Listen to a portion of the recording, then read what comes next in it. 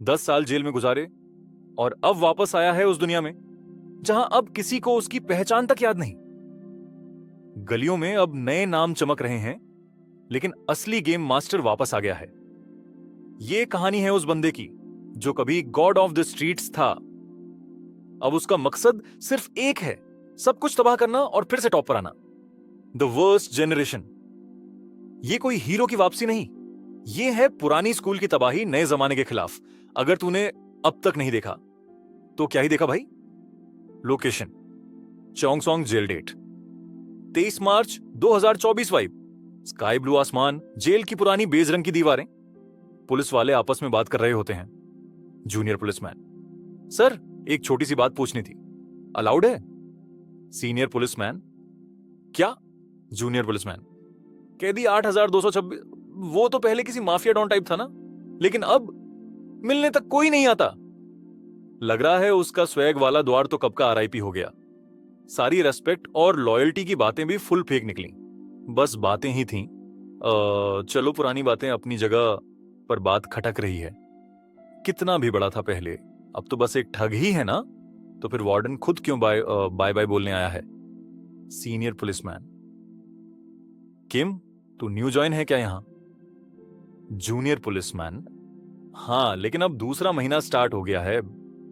Senior policeman, इस jail में खुद को नुकसान पहुंचाना, डराना धमकाना और मारपीट, ये सब तो डेली रूटीन है, खासकर चोंगसोंग में जहां सबसे गंदे वाले क्रिमिनल्स भेजे जाते हैं। लेकिन सोच के देख, अगर मैं कहूं कि वो जो ठग यहां पूरे 10 साल रहा, उसका सीन थोड़ा अलग था।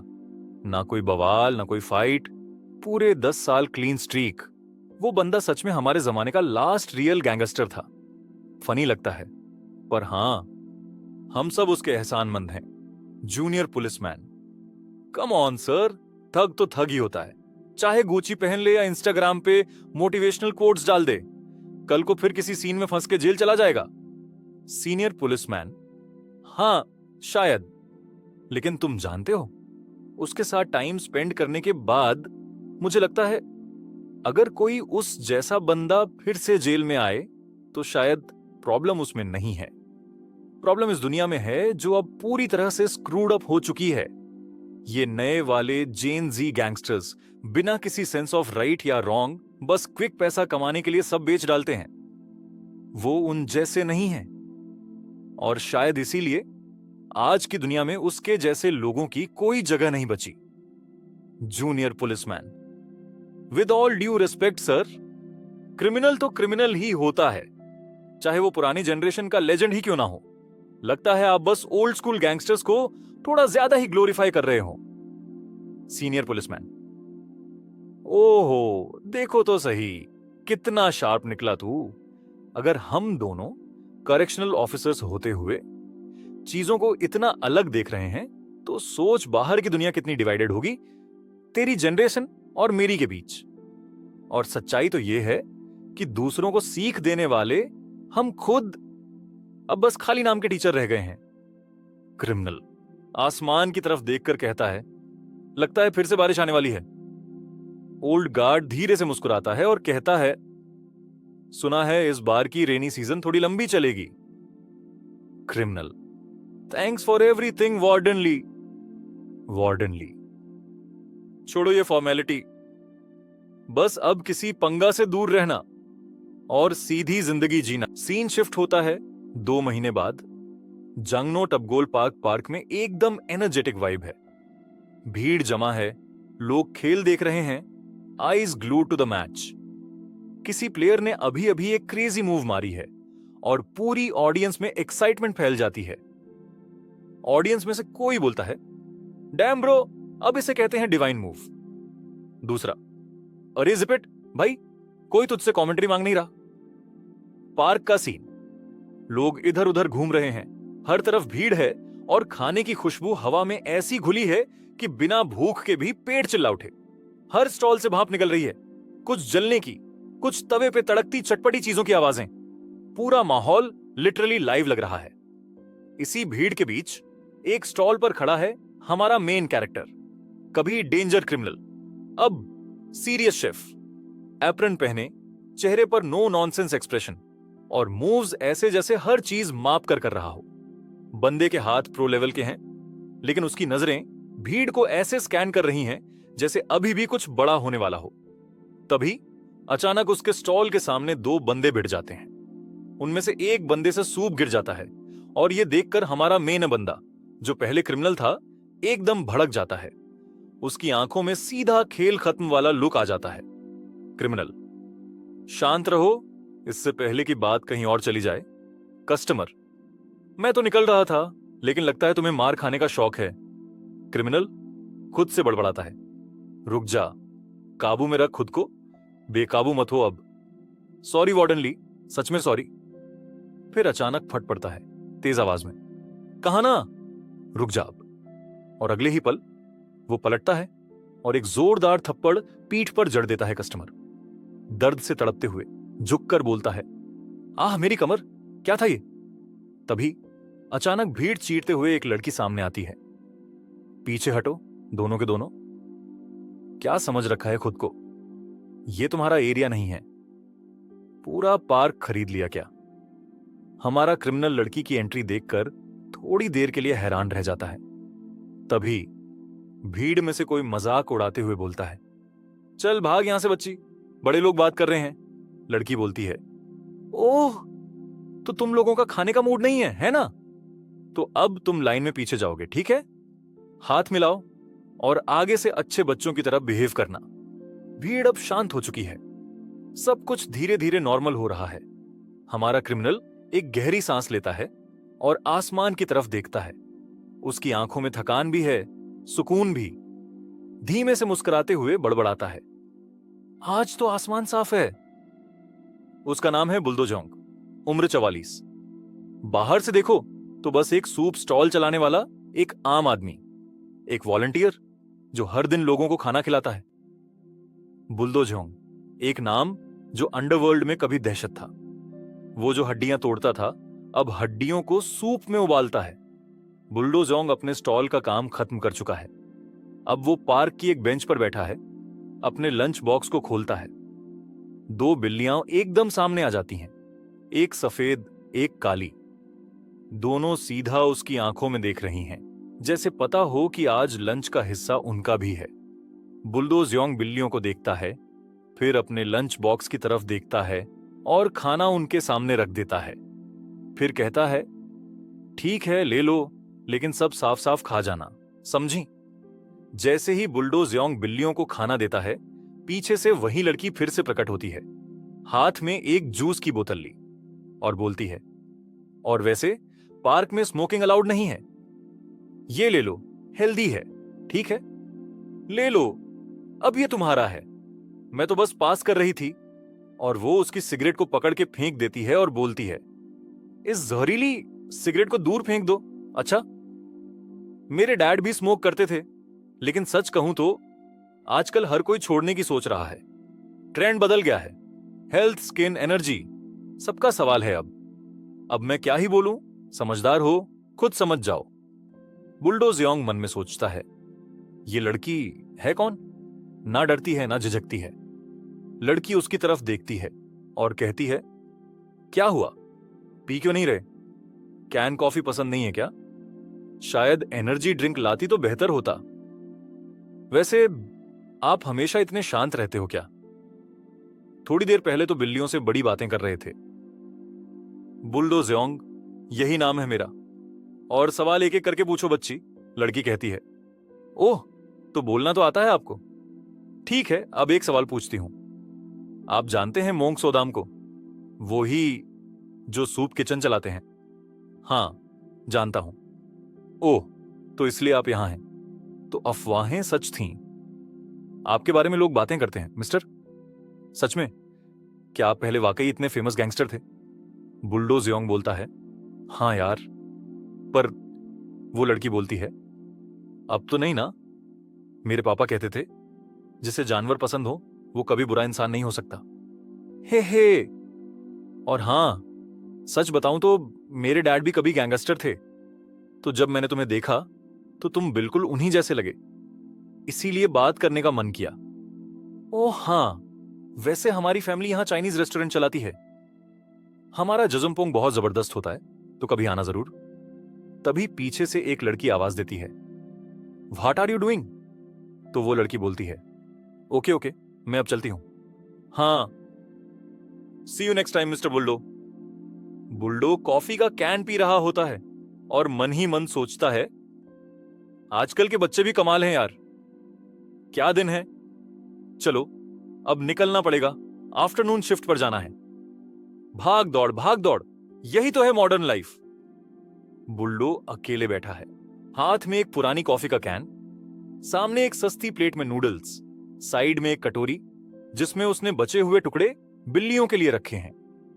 रेस्टोरेंट के कोने में टंगी टीवी पर फुटबॉल मैच चल रहा है।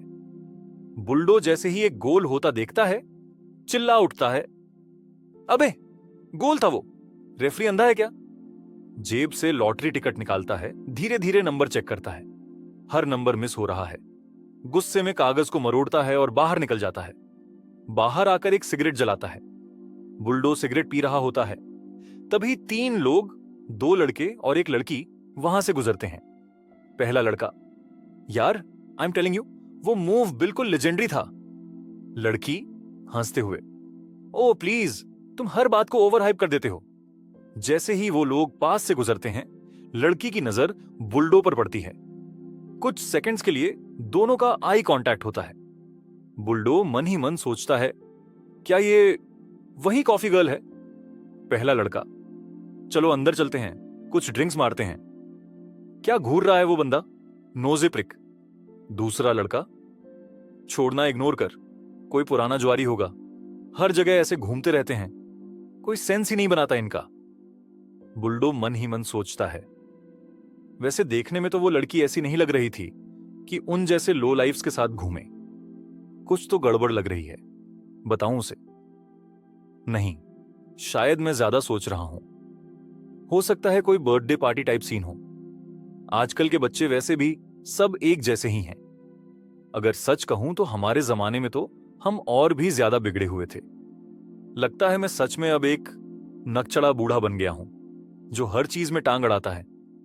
टैप गोल्ड पार्क, 2 हफ्ते बाद का सीन। बुल्डो रोज की तरह अपनी फूड स्टॉल पे खाना बेच रहा होता है। तभी उसके बगल से एक लड़की गुजरती है और वो सोचता है, क्या ये वही लड़की है? ये तो बहुत दिनों से दिखी ही नहीं। और जब वह पीछे मुड़ती है तो उसे लगता है कि यह वह लड़की नहीं है। वो बीमार तो नहीं हो गई? शायद कोई काम आ गया हो, पर अब तो कई हफ्ते हो गए। वो कुछ पल के लिए रुकता है, जैसे खुद को समझा रहा हो, नहीं, इस उम्र में वॉलंटियर वर्क से बोर हो जाना नॉर्मल है।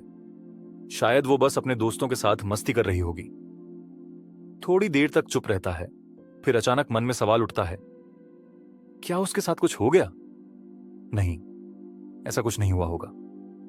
एक पल रुकता है, फिर गहरी सांस लेकर सोचता है, तो फिर मुझे ये बेचैनी क्यों हो रही है? और फिर वो उसका दिया हुआ कार्ड देखता है और सोचता है, उम्र के हिसाब से सोच बुल्डो, ज्यादा बह मत जा, तू वही देखता है जो तू जानता है। गैंगस्टर था, गैंगस्टर ही रहूंगा। मेरे सारे ख्याल आखिर में यहीं आकर रुकते हैं। मेरे पास वैसे ही अपनी जिंदगी की 1000 दिक्कतें हैं, किसी और की फिक्र करने की फुर्सत नहीं होनी चाहिए, है ना? पर फिर भी वो उसके रेस्टोरेंट चला जाता है और बोलता है, मैं तो बस नूडल्स खाने आया हूं, बाकी लोगों के मामले में पड़ने की जरूरत नहीं है। बुल्डो अंदर आता है, शांत चेहरा। स्टाफ में से एक लड़का काउंटर से बोलता है, वेलकम सर। वो अचानक बुल्डो को पहचानता है, आंखें फट जाती हैं, हाथ से उसका फूड बाउल छूटकर जमीन पर गिर जाता है। सूप, नूडल्स सब फैल जाते हैं। लड़का डर से बोलता है, बॉस, आप यहां कैसे? बुल्डो अंदर आता है और फ्लॉप्स को देखता है और बोलता है, तुम यहां? फ्लॉप्स उसे ड्रिंक पिलाता है और बोलता है, ओए बॉस, कैसे हो? मुझे पता था आप अब तक तो रिलीज हो ही जाओगे। सॉरी भाई, मिलने नहीं आ पाया, दिल से सॉरी। बुल्डो बोलता है, बहुत टाइम हो गया भाई, कोई बात नहीं, रिलैक्स कर। फ्लॉप्स बोलता है, मुझे तो पता ही नहीं था कि मेरी बेटी जिस बंदे की बात कर रही थी वो आप ही हो बॉस। बुल्डो बोलता है, मुझे भी नहीं पता था भाई, वो तेरी ही बेटी निकलेगी। फ्लॉप्स बोलता है, और हाँ, तूने तो उसे सिर्फ बचपन में देखा था फोटो में, तो बॉस आज इधर कैसे आना हुआ? बुल्डो बोलता है, क्या लगता है तुझे? तेरी लड़की खींच लाई मुझे यहां झांपोंग खिलाने। तेज है वो, शायद तेरी बीवी पर गई है। एकदम कमाल की है भाई। फ्लॉप्स हंसता है। हाँ हाँ, बुल्डो बोलता है, क्या हालचाल है उसके? सूप किचन में अब तो नजर ही नहीं आती। फ्लॉप्स की आंखों में आंसू कांपती हुई आवाज में बोलता है, मैं माफी चाहता हूं बॉस। बुल्डो पूछता है, क्या हुआ? फ्लॉप्स बताता है, 2 हफ्ते पहले की बात है, किसी का फोन आया। धन्यवाद मंदारिन ईटरी के लिए कॉल करने के लिए। Brisket Jampong speciality house. Hello, ये योंगडुंगपो पुलिस स्टेशन है, जुवेनाइल अफेयर डिवीजन से। मैं बोला, योंगडुंगपो पुलिस स्टेशन? सॉरी, लेकिन वो हमारे डिलीवरी एरिया के बाहर पड़ता है। वो बोले, नहीं, हम डिलीवरी के लिए कॉल नहीं कर रहे। क्या आप सी पार्क के पिता हैं? हाँ, मैं ही हूं। आपकी बेटी इस वक्त हमारे पास प्रोटेक्टिव कस्टडी में है। पूरी जानकारी के लिए कृपया स्टेशन आइए। क्या? Protective custody? हुआ क्या है? फिर वो जल्दी से उसका स्कूटर उठाते हैं और पुलिस स्टेशन की तरफ भागते हैं। जैसे ही अंदर पहुंचे, उन्होंने देखा उनकी बेटी रो रही थी, आंखें लाल, चेहरा डरा हुआ। वो भागकर उसके पास गए। सिया, क्या हुआ तुम्हें? ये हालत कैसे हो गई तुम्हारी? और मुझसे बोला गया, तुम्हारी बेटी ड्रग क्राइम की विक्टिम है। बस वहीं सुनकर दिमाग सुन्न हो गया बॉस। बुल्डो को यह सब सुनकर काफी गुस्सा आता है और वो बोलता है, क्या? कुछ लड़के विंडो से बाहर उन्हें देख रहे होते हैं और एक लड़का बोलता है, स्याह, तू छोटी सी चालू निकली। तूने हमारे ऊपर पुलिस बुला ली। हरामी निकली तू तो। और तभी गुस्से से पागल होकर उनमें से एक ने लोहे की पाइप उठाई, धड़ाधड़ सीधा खिड़की पर मारा। कांच चकनाचूर हो गया और वो लड़का बोलता है, स्निच करेगी? मैं तेरा खानदान जड़ से उखाड़ दूंगा, समझी? अरे हां, उसके पापा कहां हैं भाई? बेटी का पूरा सीन उड़ गया और जनाब गायब ही हो गए। कहीं वही तो नहीं, वो मशहूर जुआ खेलने वाला सुपर डैड? बुल्डो और फ्लॉप्स उन्हें देखते हैं और बुल्डो पूछता है, फ्लॉप्स पहचानता है इन छोकरे लोगों को? फ्लॉप्स बोलता है, पहचाना नहीं, पर जो वाइब आ रही है उससे आइडिया लग गया है बॉस। तभी उन लड़कों में से एक लड़का बाहर आता है और बोलता है, 1 मिनट रुक, अब सीन में संभालता हूं। मिस्टर पार्क, सिया को ले गया अभी। 5 सेकंड है तेरे पास, समझा? बोल लो। फ्लॉप्स, सिया का ख्याल रख, कोई उसके पास भी ना जाए। फ्लॉप्स की आंखों में गुस्सा, बॉस इन हरामियों को मैं देख लूंगा। तभी वो जेंजी लौंडा बोलता है, अपनी बेटी का ख्याल रख, जा अभी जा। बुल्डो बोलता है, इन कमीने लौंडों को मेरे हवाले कर, मैं एक एक को फाड़ के रख दूंगा कसम से। सीन शिफ्ट होता है और हमें डीएन कैपिटल चोंगदाम ऑफिस का सीन दिखाया जाता है, जो कि एक इन्वेस्टमेंट कंपनी है, जिसमें उस कंपनी का एक एम्प्लॉई कुछ लोगों को ऑफिस में बैठा रहा होता है और बोलता है, इस तरफ आइए साहब लोग, जरा अंदर इंतजार कीजिए, सीईओ साहब अभी आते ही होंगे। एक ऑफिस में कुछ लोग आपस में बात कर रहे होते हैं। अब जब हम सब यहां हैं तो क्यों ना पहले एक दूसरे से ठीक से मिल लें। हाँ हाँ, सही कहा, अब तक तो बस ग्रुप चैट में ही बातें हुई थीं। सबसे मिलकर बहुत अच्छा लग रहा है, आखिरकार आमने सामने मिल रहे हैं। हालांकि ये बिजनेस डील तो किसी सपने जैसी लग रही है, क्या ये सच में असली है? तभी उस कंपनी के सीईओ की एंट्री होती है और वो बोलता है, धन्यवाद बहुत ज्यादा सभी की, आप सबने अपने बिजी स्केड्यूल से टाइम निकाला और आज यहां आए। अब मैं अपना प्रॉपर इंट्रोडक्शन देना चाहूंगा। मैं हूं Yongbin Lee, CEO of DN Capital, Korea की लीडिंग फ्रेंचाइज कंसल्टिंग कंपनी। एक बार फिर धन्यवाद सभी को आज हमारे साथ शामिल होने के लिए। एवरीवन, जोरदार तालियों के साथ स्वागत कीजिए मिस्टर योंगबिन का, फ्रेंचाइजी, लेजेंड और बिजनेस मास्टरमाइंड। इस साल की दूसरी इन्वेस्टमेंट ब्रीफिंग अभी शुरू होती है, हमारा सक्सेस की ओर गेटवे। और काफी अच्छी स्पीच देता है और थोड़ा इमोशनल भी हो जाता है और बोलता है, थैंक्स फॉर दी अपॉलॉजीज। मानता हूं मैं थोड़ा इमोशनल हो गया था। तो आज की ब्रीफिंग को लेकर किसी को कोई सवाल है? सब लोग चुप रहते हैं और वो बोलता है, जेंटलमैन, बेझिझक अपने सवाल पूछिए, please feel free to ask anything. तभी एक आदमी दूसरे आदमी से कान में कुछ बोलता है, सेउंगहुन, चलो यार, यही तो हमारा मौका है। अगर हम वो आल्ट कॉइन्स बेच दें, फाउंडेशन की सेविंग्स निकाल लें और यूएस स्टॉक से भी बाहर आ जाएं, तो अगले 3 साल में हमारी प्रोजेक्टेड नेटवर्थ 300 मिलियन हो सकती है। 300 मिलियन। गवर्नमेंट हमें एक भी पैसा कॉम्पेंसेशन में नहीं देने वाली। जैसा कि मिस्टर योंगबिन ने कहा था, यह हमारी गलती नहीं है। Let's do this. हम फिर से अपने पैरों पर खड़े हो सकते हैं। सीईओ बोलता है, चूंकि ऐसा लग रहा है कि किसी के पास कोई सवाल नहीं है। अगर आप हमारी इन्वेस्टमेंट कंसल्टेशन में इंटरेस्टेड हैं, तो प्लीज अपना हाथ उठाइए। कोई भी हाथ नहीं उठाता था। तभी सीईओ बोलता है, मैं पूरी तरह समझ सकता हूं कि ये फैसले कितने मुश्किल हो सकते हैं। आप सबने बहुत कुछ सहा है, और अगर आप हमारे साथ आगे ना बढ़ने का फैसला करते हैं, तो वो भी बिल्कुल ठीक है। प्लीज अपना समय लें और अच्छे से सोच समझकर निर्णय लें। तभी संगहुन अपना हाथ उठाता है और बोलता है, मिस्टर योंगबिन, मुझे आपकी सिंसेरिटी पर पूरा भरोसा है। ये पैसा मेरे लिए सब कुछ है और मैं इसे आपको सौंप रहा हूं। मैं भी आई मीन, मैं इसमें साथ हूं। रुको, मैं भी करना चाहता हूं ये। मेरी तरफ से भी हां है। सीईओ बोलता है, हाँ, आपकी इतनी जबरदस्त एंथुजियाज्म के लिए धन्यवाद। अब हम कंसल्टेशन शुरू करेंगे। और हां, ये मेरी तरफ से एक छोटा सा थैंक यू है कि आप लोग आज यहां आए। आप लोग आराम से एक दूसरे से कैचअप कर सकते हैं, कोई जल्दी नहीं है। जब आप रेडी हो तो बस हमें कॉल कर लीजिए। एक तरफ लोग वहां लड़कियों से मजे ले रहे होते हैं और दूसरी तरफ मिस्टर योंगबिन और मिस्टर किम दोनों आपस में कुछ बात कर रहे होते हैं। और मिस्टर किम बोलता है, मैं खुद तुम्हें अगला स्टेप समझाऊंगा।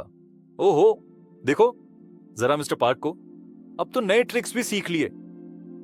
इस तरह रो रो के एक्टिंग की जैसे सब सच लगने लगा। Seriously, nicely done. उस मोमेंट को बिल्कुल बेच ही दिया तुमने। और हमें आगे दिखाया जाता है मिस्टर योंगबिन किसी कस्टमर से बात कर रहे होते हैं और कस्टमर बोलता है, आप बहुत अच्छे हैं सर।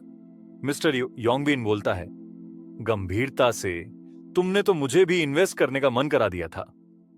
चलो इसी मोमेंटम को बनाए रखते हैं। और वो उसे कुछ पैसे देता है और बोलता है, जाओ वापस अंदर, थोड़ा तेज दौड़ते हुए आओ। और हां, थोड़ी मुंह चलाते रहना, बातों का तड़का लगे, थोड़ा स्टीमी माहौल बने, समझे?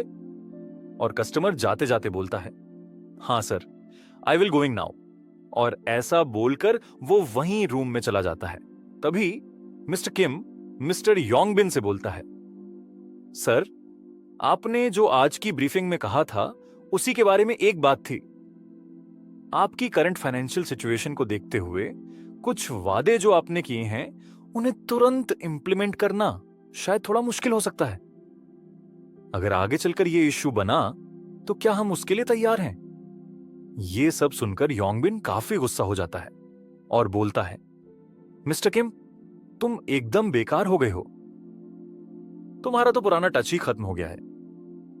तुम्हें लगता है मुझे यह नहीं पता? तुम्हारा काम है कि मैं जो फेंकूं उसे संभालो और उससे कुछ बना के दिखाओ।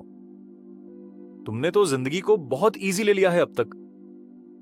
आज उन लोगों को देखकर जरा भी नॉस्टैल्जिया नहीं हुआ क्या? छोड़ो, रहने दो। वैसे उस स्कूल गर्ल का क्या हुआ जो भाग गई थी?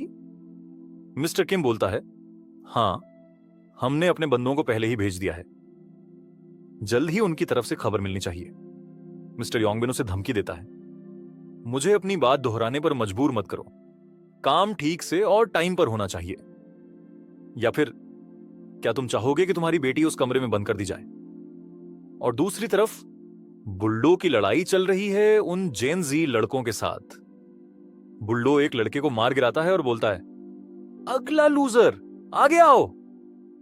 तभी उन लड़कों के ग्रुप में से एक लड़का बोलता है, गंभीरता से, वो मसल हेड बहुत टफ बनने की कोशिश कर रहा था, लेकिन एक ही पंच में ढेर हो गया। बंदा बस मसल से फूला हुआ था, फाइट करने की तो जरा भी औकात नहीं थी।